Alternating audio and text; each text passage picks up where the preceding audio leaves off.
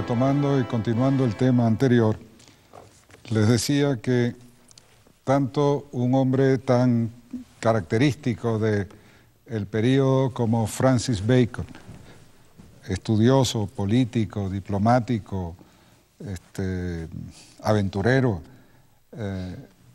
habla y ve el saber y la razón orientados no ya a la teología, no ya a la sabiduría, no ya a la interioridad espiritual del hombre y a su elevación moral y espiritual y a su perfeccionamiento intelectual, sino hacia lo práctico, lo útil, hacia el dominio, hacia el poder.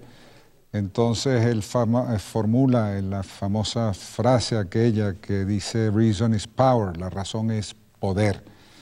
Y Descartes, a su vez, en el discurso del método, hablando del nuevo conocimiento, de la nueva filosofía que él propone a Europa, afirma y dice que el nuevo saber convertirá al hombre en dueño y señor de la naturaleza, del orden de las cosas, del cosmos, se podría decir. Bueno, es interesante en este punto contrastar esta visión del saber y de la filosofía y del conocimiento y de la ciencia con lo que era el espíritu griego. Los griegos nunca negaron, también, la necesidad del saber práctico, del saber útil. El hombre no puede prescindir de él, ¿está bien? Y mientras más organizado, más preciso, más efectivo, mejor, porque las necesidades del hombre son también necesidades prácticas, concretas, ¿está bien?, que tienen que ver con las necesidades y con las condiciones de la vida en sentido orgánico, evidente: comer, dormir, defenderse, moverse, protegerse, etc. Pero nunca agotaron ni pretendieron que esa era, por decirlo así, la dimensión última y normativa del saber, porque el hombre no es nada más un animal que busca adaptarse a la realidad en función del bienestar. El hombre es un ser que piensa, el hombre es un ser que tiene conciencia de sí, que tiene conciencia del universo entero. Y la conciencia de sí es inseparable de la conciencia del universo entero, sobre todo cuando es una conciencia de sí efectiva, pues auténtica, fecunda, sensible, abierta, universal, está bien, inteligente. En todo caso, refirámonos y contrastemos estos puntos de vista de Bacon y de Descartes con Pitágoras, está bien, que es, según la tradición, fue el primero que definió a la filosofía como amor de la sabiduría, ¿está bien? Entonces, usted le hubiera dicho a un filósofo griego que la razón y el poder se identifican y lo hubiera visto usted como literalmente como un bárbaro, pues no hubiera ni siquiera entendido de qué estaba hablando usted.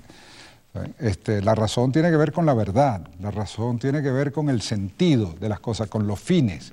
Está bien, la razón tiene que ver con la conciencia, la razón tiene que ver con el mundo del espíritu, la razón tiene que ver con el derecho, la razón tiene que ver con el orden de la naturaleza y su fundamento, con la razón que funda y define y constituye y anima y articula al universo como universo, en cada una de sus partes y en su totalidad y su conjunto. Entonces, esta visión reductiva de la razón al plano meramente utilitario era para los griegos un signo de barbarie, una cosa absolutamente primaria, por decirlo así. ¿Qué es la vida de la razón ante todo? Un deslumbramiento. Aristóteles dice que el pensamiento se inicia con la admiración.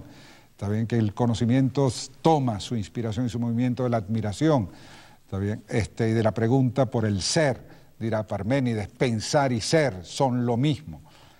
Esta es la gran tradición filosófica occidental, es admirativa, también es deslumbrante, es un sentido de que estás ante la presencia de una realidad que nadie agota, que nadie abarca, que no puede ser un objeto de dominio ni de poder, sino de admiración y contemplación.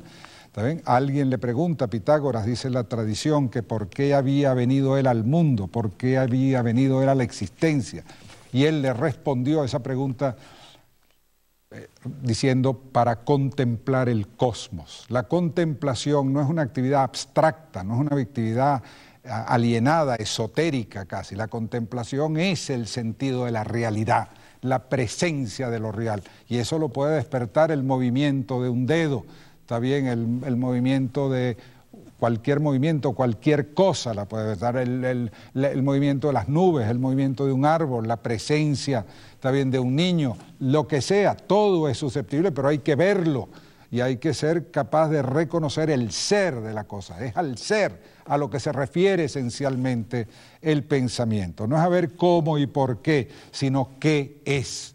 ¿Está bien? Esa pregunta supone la presencia del ser al espíritu y a la mente. Y la respuesta del hombre está ordenada a ese ser al cual se refiere, no en función de dominio, sino en función de comprensión. Y se nutre de esa admiración y se cumple en la admiración. O sea que el pensamiento nace de la admiración, se desarrolla en la admiración y se cumple en la admiración. De ahí la docta ignorancia de la cual hablaba Sócrates y en el siglo XV el famoso cardenal Nicolás de Cusa. Docta, ¿por qué? Porque entiende la admirabilidad del universo, la ve y comprende que no hay razón, no hay saber que lo agote, que de algún modo hace presente una sabiduría infinita, inagotable, inmedible por el hombre. Y el hombre, ante la presencia y la inteligencia de esa medida que trasciende toda medida, presente en lo mínimo como en lo grande, está bien, como en el universo entero, radica, si ustedes quieren, el vibrar espiritual del hombre, la referencia espiritual del hombre por antonomasia. Por la inteligencia el hombre es naturalmente religioso. No es por el miedo y el temor. El miedo y el temor apocan al hombre, apocan sus facultades. Está bien, lo encoge. Está bien. La admiración lo abre, está bien, lo libera, lo impulsa y lo eleva. ¿Está bien? Y lo hace sentir precisamente que todo está referido a él en virtud de la mente y él a todo en virtud de la mente, en una comunidad, está bien, de aprecio, de sentido, en una fecundación mutua, eterna, infinita e inagotable, aunque viviera 1000 vidas. ¿Está bien? Y este es el mismo punto de vista que articula Einstein. ¿Está bien? Si estamos hablando de Pitágoras en el 500 y pico antes de Cristo, y respectivamente de que Pitágoras como tal haya existido, se discute eso, o de los textos que tengamos de él, sean de él o de la escuela pitagórica que fue de larga data y hasta en el Renacimiento vuelve a aparecer y es la que influye en Galileo y despierta en Galileo la inteligencia de que el lenguaje de la naturaleza eran los números, porque los números eran proporción pura, inteligibilidad pura, luminosidad pura, está bien, sentido puro, lógica y armonía pura. Y el universo era armonía y por consiguiente el universo estaba escrito en números. Esa idea viene de Pitágoras. ¿Está bien?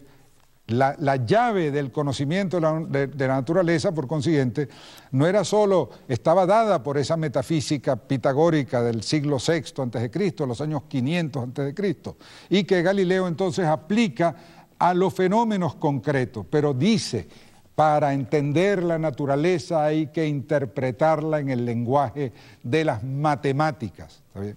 Entonces, esta visión pitagórica, por supuesto, nada tiene que ver con esta especie de pragmatismo